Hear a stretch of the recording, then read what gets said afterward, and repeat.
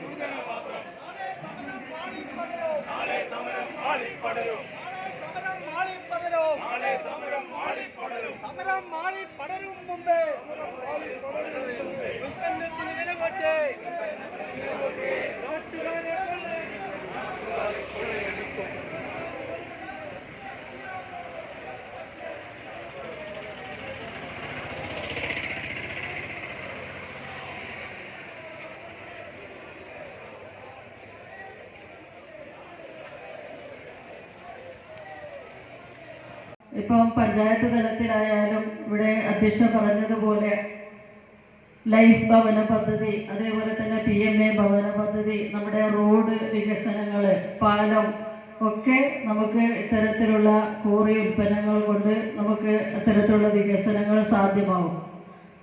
പ്രത്യേകിച്ചും ഈ ഫെബ്രുവരി മാർച്ച് മാസത്തിൽ നമ്മുടെ പദ്ധതി നടപ്പിലാക്കി വരുന്ന ഈ സമയത്താണ് ഇത്തരത്തിലുള്ള ഒരു വില വർധനവ്. ആ വർധനവിനെതിരെയാണ് നമുക്ക് ഒന്നടങ്കം എല്ലാവരുടെയും കൂട്ടായ്മയിൽ, പൊതുജനങ്ങളുടെയും എല്ലാ രാഷ്ട്രീയ പാർട്ടികളുടെയും കൂട്ടായ്മയിൽ വേണം നമുക്ക് ഇത്തരത്തിലുള്ള ശക്തമായ സമരങ്ങൾ സംഘടിപ്പിച്ച് മുന്നോട്ട് കൊണ്ടുപോകാൻ. കളക്ടർ, നമുക്കറിയാം, വരുന്ന കോറ ക്രഷറുകളൊക്കെ നമുക്ക് പഞ്ചായത്ത് ലൈസൻസ് കൊടുക്കുന്നുണ്ടെങ്കിലും നമ്മുടെ കളക്ടറുടെ നിർദ്ദേശപ്രകാരം എല്ലാ പേപ്പറുകളും റെഡിയാണെങ്കിലും നമ്മൾ പഞ്ചായത്ത് ലൈസൻസ് കൊടുക്കുന്നത്. ഇത്തരത്തിൽ വില വർദ്ധിപ്പിച്ചുകൊണ്ട് അവരുടെ ജീവിത രീതിക്ക് പ്രയാസമുണ്ടാക്കുന്ന രീതിയിലാണ് നമ്മുടെ ഈ ഉടമകളുടെ ഭാഗത്തുനിന്നുണ്ടാകുന്നത്.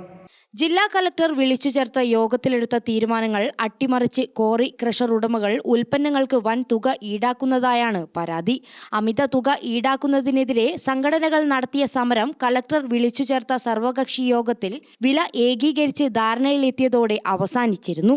എല്ലാ ഉൽപ്പന്നങ്ങൾക്കും 4 രൂപ വർദ്ധിപ്പിക്കാനായിരുന്നു തീരുമാനം. ഇത് എല്ലാവരും അംഗീകരിച്ചു. എന്നാൽ കളക്ടറുടെ അധ്യക്ഷതയിലെടുത്ത തീരുമാനം അട്ടിമറിച്ച് 7 രൂപയാണ് ക്രഷർ ഉടമകൾ കൂടുതലായി ഈടാക്കുന്നത്.